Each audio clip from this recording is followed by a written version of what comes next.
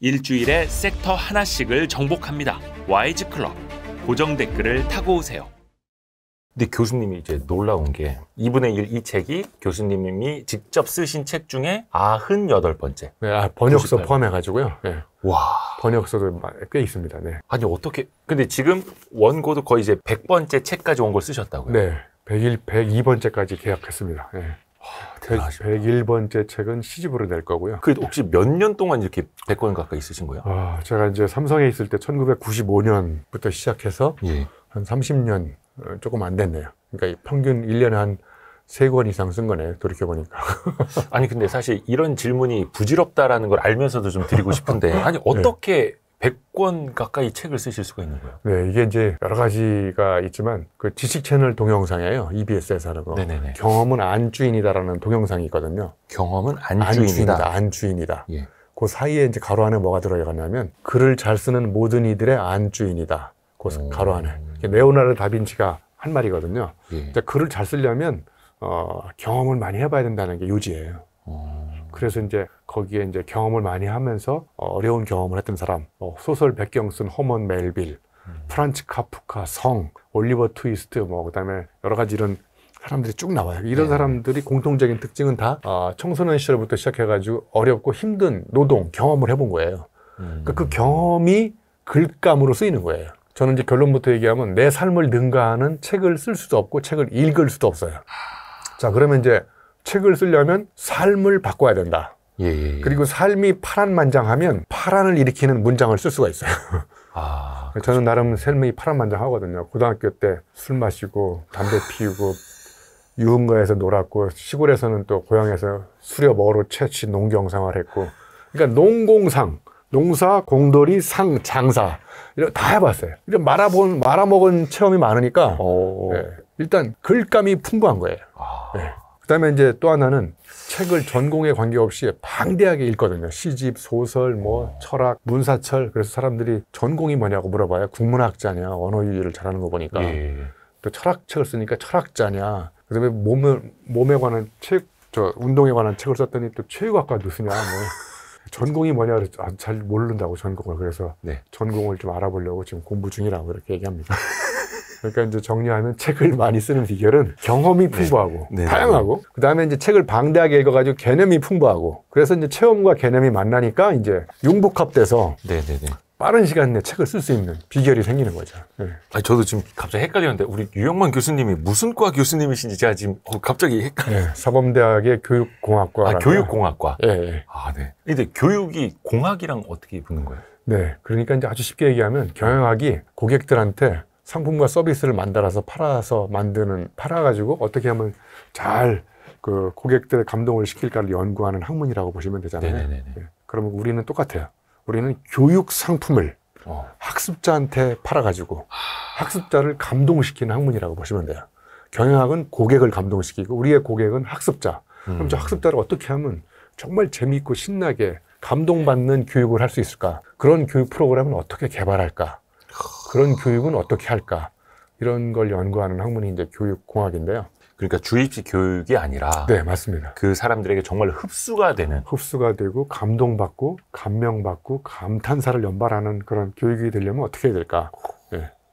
그러니까 교수님처럼 이렇게 만약에 강의를 해주시면은 정말 쏙쏙 다 와닿을 것 같아요. 근데 죄송하지만 전공별로 똑같지 않잖아요. 그러니까 예를 들면 간 전문 의사가 폭탄주를 가장 많이 드시고 그다음에 교육학과 교수님이 자녀교육을 제일 못 시키고 협상 전문가가 집에 가서 와이프하고 협상이 안 되고 그런 거잖아요. 그러네요. 그러니까 교육학과 교수님이 가장 비교육적으로 강의를 디모티베이팅 시켜가지고 강의하기로 유명하다는 역설도 있습니다. 네. 그럼 전공이 학부생들은 막 이렇게 꾸벅꾸벅 졸고 있고 막 이러나요? 교수님 강의 들으면서? 저는 제 강의를 하면서 조는 사람을 본 적이 없어요. 오, 역시. 조는 사람은 신체 이상이 있는 사람들이에요. 이렇게 얘기하지. 졸지 않고 열심히 듣죠. 강의를. 저도 어디서 봤는데 이 기억은 감정이 지배한다라고 맞습니다. 하더라고요. 네. 그래서 진짜 와 닿는다라고 이야기하지 않습니까? 맞습니다. 네. 그냥 듣는다가 아니라 와 닿는. 그것도 좀 여쭤보고 싶어요. 이제 사람들에게 어떻게 보면 교수님도 말씀을 굉장히 유려하게 잘하시는 거고 방대한 독서 이야기를 좀 해주셨는데 나도 좀 교수님처럼 저렇게 좋은 아이디어 많이 좀 떠올렸으면 좋겠다. 좀 네. 방법이라도 좀 알려주실 수 있을까요? 그걸 생각하려면 이제 아이디어의 정의를 먼저 살펴보면 아이디어를 얻을 수 있거든요. 아이디어의 정의요? 네. 아이디어는 익숙한 것의 낯선 조합이거든요. 익숙한 것의 낯선 조합이요? 네. 자, 그럼 아이디어를 잘 내는 사람들의 특징은 두 가지입니다. 네. 익숙한 게 많아요. 그 다음에 낯설게 조합을 해. 자, 예를 들면 제가 지식 산부인과 의사거든요, 또. 응? 지식 임신에 대해서 세계 최초로 연구하는 사람이고, 지식 자연분만 유도법 이런 걸 연구하는 사람이거든요. 그럼 이런 아이디어는 어디서 나온 거냐면, 예. 많이 알고 있는 지식이라는 단어와 네. 많이 알고 있는 산부인과 의사를 제가 세계 최초로 조합을 했잖아요. 네. 그럼 지식 산부인과 의사라는 단어는 색다르잖아요. 네네네. 그러면 그때부터 지식 입덧에 대해서 연구하고 지식 자연분만을 연구하는 사람은 전 세계 저 혼자밖에 없거든요. 제가 그 무슨 의미인지도 모르겠어요. 무슨 의미인지 모르잖아요. 지식 네네. 자연분만, 그러니까 지식 낙태수술 방지법. 그 앞에다 지식자를 빼면 낙태수술 방지법하고 똑같은 거죠. 그게 사회 문제인데요. 그렇죠. 네. 정보가 지식으로 수성되기 전에 배를 갈라가지고 정보를 꺼내버려. 그러면 이게 지식 자연분만 유도가 아니라 지식 낙태수술 방지인 거죠. 네? 이 책을 한 권 쓰려면 우리 산모가 이제 지식 입덧에 걸리는 것처럼 이 책을 쓰면서 특정한 지식만 쫙 공부를 하기 때문에 다른 지식이 왔을 때 막 입덧에 안 맞는 경우가 있을 수도 있거든요. 입맛에. 네네네네. 그럴 때 이제 기분이 나쁠 수도 있지만 아무튼 이렇게 익숙한 단어를 낯설게 조합하는 순간 색다른 아이디어가 떠오르기 시작하는 거죠. 그러니까 선천적으로 아이디어가 많은 사람이 아니라요. 첫 번째 아이디어를 많이 내려면 일단 책 쓰는 거하고 똑같습니다. 아이디어는 발상이 아니라 연상입니다. 아이디어 발상법은 저는 죄송하지만 잘못된 단어라고 생각해요. 아이디어는 철저하게 연상입니다. 연결시키는 거예요. 그럼 연결시키려면 뭐가 필요할까요? 재료가 있어요. 연결시킬 재료. 예. 연결시킬 재료가 뭐가 있을까요? 예를 들면 경험. 산전수전 경험이 많은 사람. 그다음에 책을 많이 읽은 사람. 네네네. 영화 많이 본 사람. 그쵸. 사람 많이 만나서 상처받고 뭐 이런 거 많은 사람. 뭐 프로젝트 하다가 말아먹은 거 많은 사람. 하여튼 이런 모든 직간접적 경험이 다 데이터베이스 안에 들어있는 재료예요, 재료. 이 재료가 풍부한 사람한테 딱 문제를 딱 던져. 그럼 이 사람은 안으로 들어가서 그 문제를 해결할 수 있는 경우의 수를 막 만드는 거야. 이렇게도 만들어보고 저렇게도 조합해보고. 그럼 막 조합할 수 있는 가지수가 많으니까 당연히 바깥으로 쏟아내는 아이디어가 많은 거죠. 그러니까 전제 조건은 익숙한 것에 낯선 조합이면 익숙한 게 많은 사람이 많은 게 없으면 경험의 데이터베이스 안에 드는 재료가 없으면 조합할 수 있는 경우의 수가 현격하게 줄어들잖아요. 그럼 아이디어가 안 나오는 거죠. 그러니까 회사에서 브레인스토밍을 하잖아요. 모여가지고. 네. 브레인스토밍을 할 때 나올 게 없잖아, 안에서. 네네. 그러니까 이제 김이 모락모락 나는 거야. 쥐어짜니까 여기서. 머리에서 김이 나는 이유가 안에 들어있는 게 없는 거야. 그런데 꺼내려고 그래. 계속 꺼내려고 하니까 이제 김이 나는 거죠. 근데 독서가 많고 영화 막 일주일에 하나씩 보고 막 1년에 몇백 편 보는 사람은 그 영화만 갖고도 막 대사를 연결시켜가지고 아이디어를 내고 네? 그런 거죠. 그러니까 뭐 대단한 기법이 필요한 게 아니라 데이터베이스 안에 재료를 축적해라. 네? 그리고 문제의식을 가지고 데이터베이스 안에 들어있는 재료를 마구잡이로 연결해라.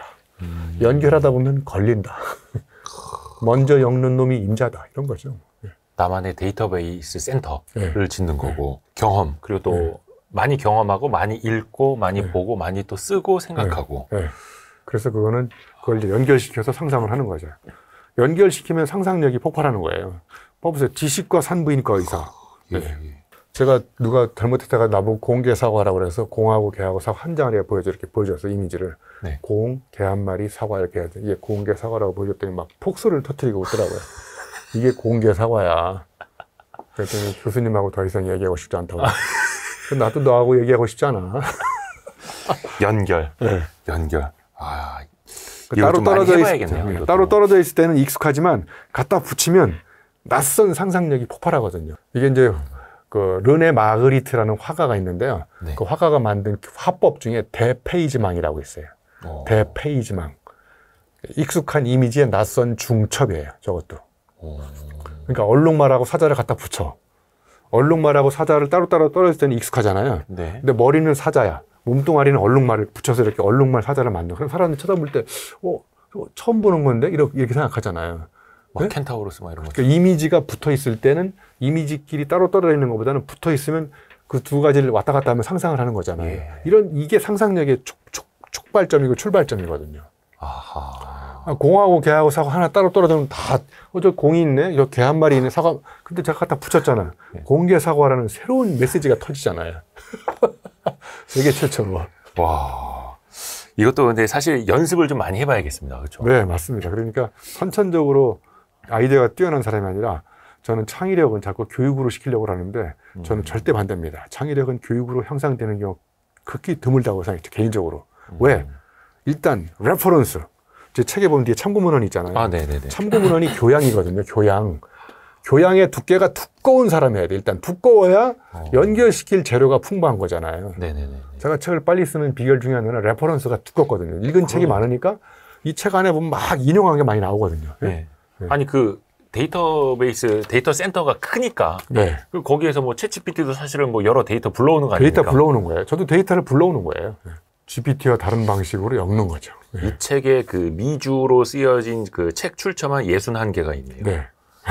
대박입니다. 대박입니다. 솔직히 전 좀 궁금하긴 한데 만약에 네. 20대, 30대 유영만 교수님을 만약에 모셨다면 네. 이런 이야기는 안 나왔겠죠. 아, 그때는 이제 그때 당시의 수준으로 이야기를 했겠죠. 그리고 또 예를 들면 제가 유학을 갓 졸업했을 때, 박사를 갓 졸업했을 때하고 네.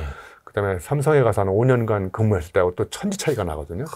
네, 그러니까 책상에서 지식을 쫙 흡수할 때하고 흡수했던 지식을 내가 현장에 적용해 봤을 때 안 되는 경우를 많이 발견했을 때 그때 몸으로 깨달았던 그 경험적 각성, 체험적 통찰력 이런 것들이 추가됐을 때하고는 또 5년 전과 5년 후는 또 엄청나게 다른 거고요.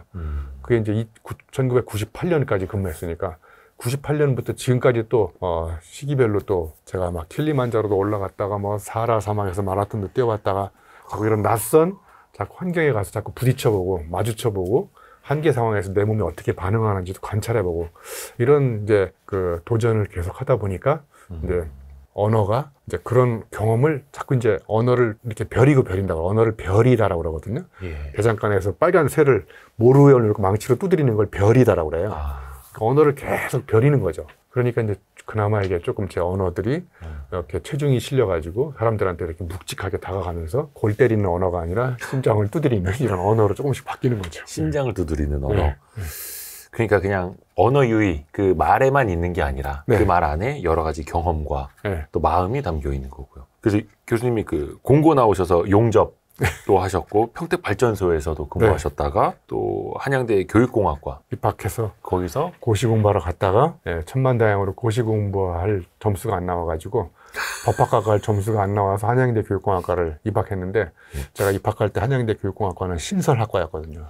그때 당시 제가 입학할 때 미달이었었어요. 미달. 아, 그거를 또 공개적으로 네, 괜찮아요. 제가 어차피 미달인과의 대학 교수가 됐으니까 여러분 자제분들도 미달인과를 보내세요. 자꾸 유황학과 보내지 마시고 미달인과를 가면 저처럼 이렇게 대학 교수가 될 수도 있는.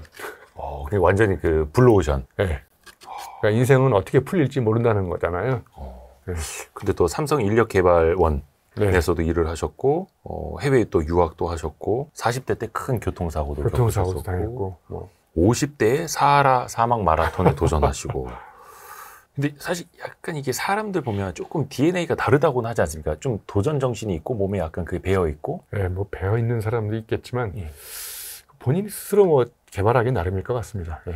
저는 그냥 저도 예를 들면 현실에 안주하고 이렇게 평범한 인생을 살겠다고 다짐하고 결심하면 그렇게 되진 않지만 저는 인생 자체가 뭔가 좀 이렇게 조금씩 계속 뭔가 색다른 도전을 계속 하는 것이 재미있고 그런 또 도전 체험을 통해서 내가 몰랐던 사람들하고 만나기도 하고 환경과 마주쳐가지고 또 이렇게 부딪혀보기도 하고 그런 경험의 축적들이 나한테 늘 이렇게 생각을 좀 이렇게 깨달음을 줄 수 있는 그런 걸 이렇게 계속 바꿔나가게끔 하는 모티브가 되는 것 같습니다. 근데 사실 이제 저희 분명히 이제 유튜브로들 보실 텐데 소파에 누워서 이렇게 침대에서 이렇게 보시면서 나도 저렇게 유영만 교수님처럼 되고 싶다 하는 분들이 있는데 결국 못 움직이는 분들 많잖아요. 네. 그런 분들을 위한 좀 조언을 좀 마지막으로 좀. 네, 그런 분들한테 별다른 조언이 없는 것 같고요. 그냥 움직이세요. 네, 오늘부터. 그러니까 움직이려고 결심을 그만하시고 네. 그냥 예를 들면 이런 거잖아요. 운동하기로 결심을 하잖아요. 네. 근데 아침에 일어났는데 비가 오네. 비가 나를 보호하사 자기 합리화를 시키면서 운동 안 해도 되는 10가지 이유를 계속 생각하잖아요. 그렇게 생각을 한다는 이야기는 절대로 행동할 수 있는 가능성을 절대로 줄여줍니다. 그러니까 장고 끝에 악수 둔다고 그러잖아요. 네. 그러니까 여러분이 뭔가를 시작하지 못하는 이유는 너무 생각을 하기 때문에 그런 거예요. 그러니까 생각을 멈추세요. 오. 정말 도발적인 발언이거든요. 생각을 멈추고 그냥 몸을 일으켜서 나가세요. 나가면 비 오는 날도 나가세요. 그 비 오는 날 뛰는 미친놈들이 많아요. 그래서 미친놈하고 또 친구가 되는 거예요. 비 오는 날 뛰는 미친놈이 어디 그렇게 많지 않잖아요. 그죠? 그렇게 나가보니까, 네. 또 뛰는 놈들이 있어요. 그럼 같이 또 끝나고 막걸리 한잔하고. 나랑 똑같은 사람이네, 뭐 이러면서. 그렇죠. 예. 근데 생각을 계속 할수록 못하는 거죠. 예. 그래서 저는 알람을 이렇게 30년 이상 매일 아침 운동하는 습관 어떻게 들였냐면 알람을 딱 끈 다음에 1초 이내에 일어나요. 그냥. 1초가 넘으면 그때부터 이제 생각이 시작돼. 아, 맞아. 어제 우리 이대호 대표랑 한잔 했으니까 오늘만. 그 다음에 또 내일은 또 술 깨서 이렇게 하려고 했더니 또 컨디션이 안 좋아요. 컨디션 한 병 먹고 내일부터. 그래서 이제 계속 시간이 계속 가다가 때를 기다리다가 이제 완벽한 때를 기다리다가 몸에 때만 낀다고 그랬잖아요. 제가. 여러분이 시작을 못하는 이유는 단 한 가지. 시작하지 않기 때문에 시작을 못하는 겁니다. 시작하는 방법은 딱 한 가지예요. 시작하면 되는 거예요. 무슨 노하우가 필요 없어요. 무슨 시작하는 방법에 관한 책은 좀 그만 쓰레기통에 버리시고 그냥 당장 내일부터 일어나세요. 거기서 일어날까 말까 평생 못합니다. 다음 달부터 다음 달에 이유가 또 생겨요. 내년부터 내년에 10년에 눈이 와요. 눈이 오면 또 빙판에 몸이 아플 것 같아. 뭐 그럼 또 영원히 못하는 거죠. 저스트 두잇이네요. 저스트 두잇. 그게 진짜 명언입니다.